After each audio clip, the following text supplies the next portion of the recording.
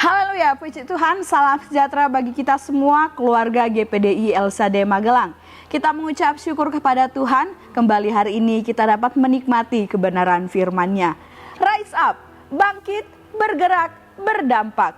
Puji Tuhan, mari kita akan membaca Alkitab kita sesuai dengan pembacaan kitab hari ini terdapat di dalam kitab Kejadian 18 ayat 17 sampai 19. Sekali lagi, Kejadian 18 ayat 17 sampai ayat 19. Demikian bunyi firman Tuhan. Berpikirlah Tuhan, apakah aku akan menyembunyikan kepada Abraham apa yang hendak kulakukan ini? Bukankah sesungguhnya Abraham akan menjadi bangsa yang besar serta berkuasa, dan oleh dia segala bangsa di atas bumi akan mendapat berkat?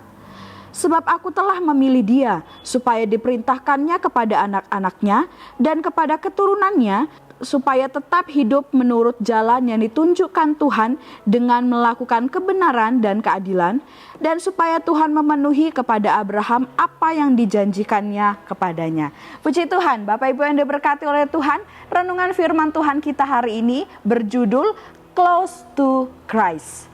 Mari kita akan belajar kebenaran firman Tuhan ini bersama-sama. Kita akan observasi terlebih dahulu.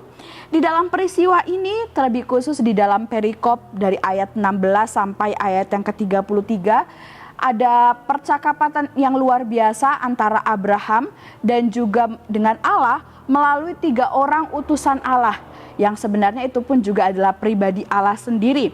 Nah, yang terjadi di dalam peristiwa ini yaitu yang pertama, di mana Tuhan hendak mengungkapkan rencananya untuk membinasakan Sodom dan Gomora kepada Abraham. Dan peristiwa selanjutnya, setelah Abraham mengetahui rencana Allah tersebut, Abraham memohon kepada Tuhan untuk tidak membinasakan Sodom dan Gomora. Bahkan terjadi begitu panjangnya pembicaraan antara Allah dan juga Abraham, di mana Abraham sangat memohon kepada Tuhan, bagaimana jika ada orang baik, ada orang benar di dalamnya, ya, dengan jumlah yang ditentukan. Namun Bapak Ibu, di sini kita akan melihat peristiwa yang sangat luar biasa nantinya. Terlebih dahulu kita akan lanjutkan kembali observasi kita.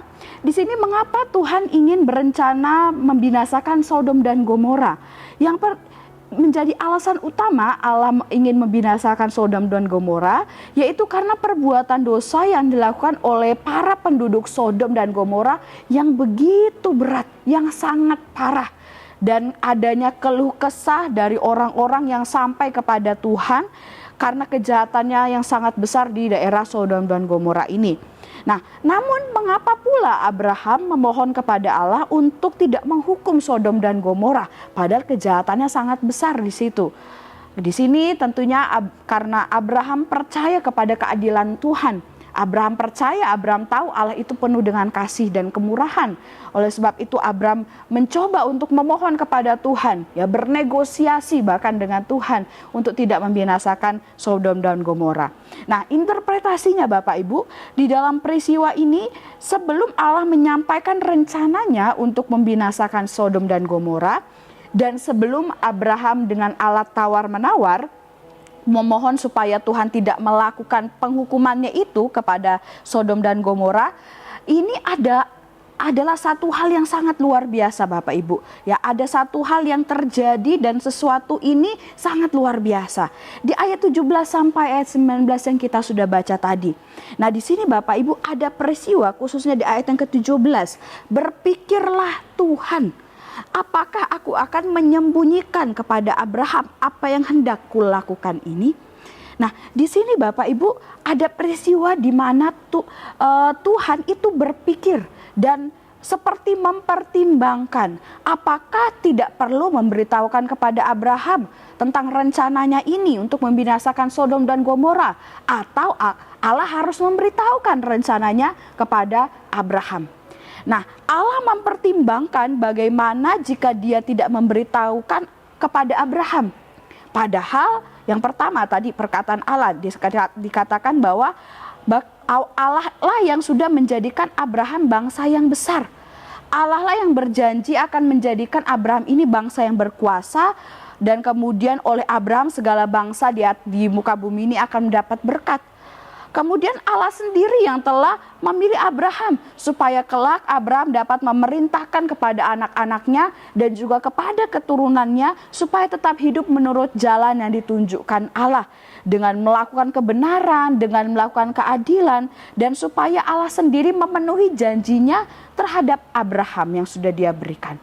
Nah, jadi di sini Allah berpikir, Allah mempertimbangkan, saya kasih tahu enggak ya kepada Abraham rencana ini kira-kira seperti itu bahasa sehari-harinya ya. Namun kemudian pada akhirnya Allah memutuskan untuk memberitahukan kepada Abraham, dan Abraham pun mengetahui bagaimana Allah akan membinasakan Sodom dan Gomora. Nah, dari hal ini Bapak Ibu menunjukkan kepada kita betapa Allah sangat mengasihi dan memperhatikan, mempedulikan kehidupan Abraham. Dan di sini juga kita dapat melihat bagaimana bukti nyata dari kedekatan antara Allah dengan Abraham. Bahkan sampai-sampai Allah ini berpikir untuk harus berbagi dengan Abraham tentang apa yang hendak dia lakukan, tentang apa rencana yang akan dia kerjakan. Nah, di sini benar-benar terbukti bahwa Abraham itu adalah sahabatnya Allah. Nah, di sini kita dapat melihat sesuai dengan judul renungan kita, Close to Christ, dekat dengan Tuhan. Nah, inilah yang harusnya menjadi pelajaran bagi kita Bapak Ibu. Kita harus menjadi seperti Abraham, bagaimana dia benar-benar terhubung dengan Allah, dia sangat dekat dengan Allah. Dan kita pun juga harus demikian, selalu terhubung dengan Allah. Bahkan hubungan kita itu harus benar-benar akrab, karib, ya, sangat dekat dengan Allah. Yakobus 4 ayat 8 bagian A, firman Tuhan berkata, mendekatlah kepada Allah dan Ia akan mendekat kepadamu. Nah, tidak hanya Abraham saja yang bisa dan boleh dekat kepada Allah, tapi kita semua juga diberikan anugerah yang sama untuk bisa mendekat kepada Allah. Bahkan Allah sendirilah yang rindu dan ingin supaya kita ini selalu terhubung dengan Dia, supaya kita ini selalu dekat dengan, melekat kepada Dia. Mazmur 139 ayat 7 sampai ayat 10. Kemana aku dapat pergi menjauhi roh-Mu? Kemana aku dapat lari dari hadapan-Mu? Jika aku mendaki ke langit, Engkau di sana. Jika aku menaruh tempat tidurku di dunia orang mati, di situ pun Engkau.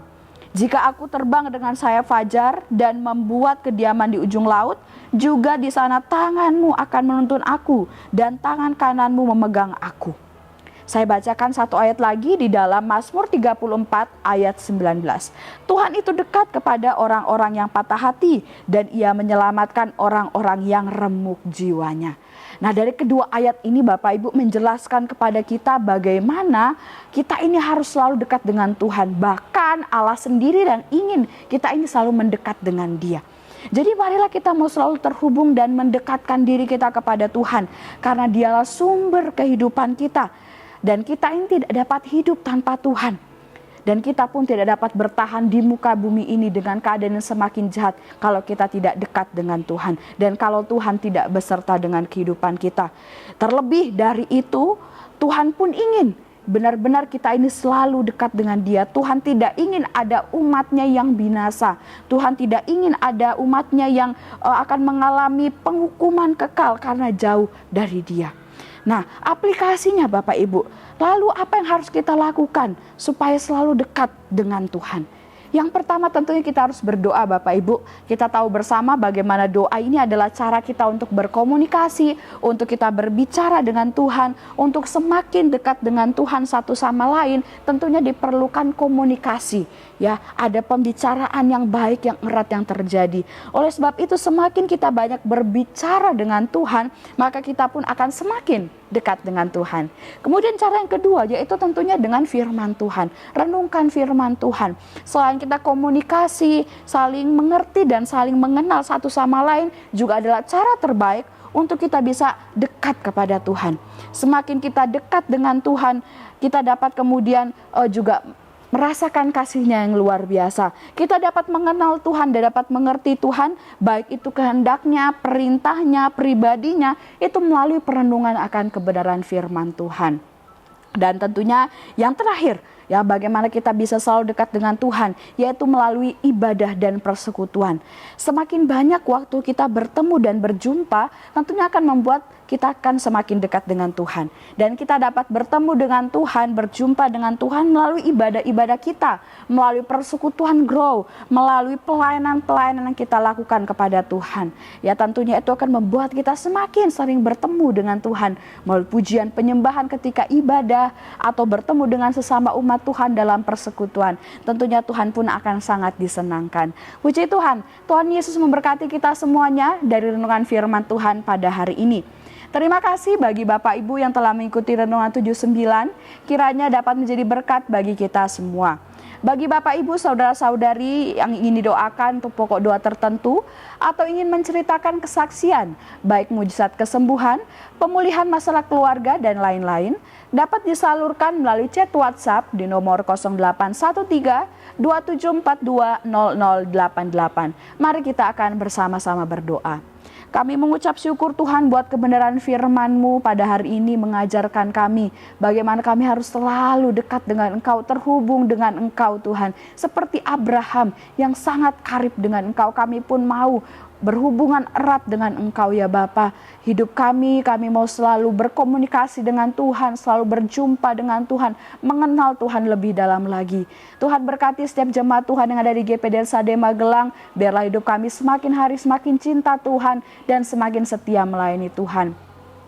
Sebab Engkau ya Tuhan menanti-nantikan saatnya hendak menunjukkan kasih-Mu kepada keluarga GPDI LSAD Magelang.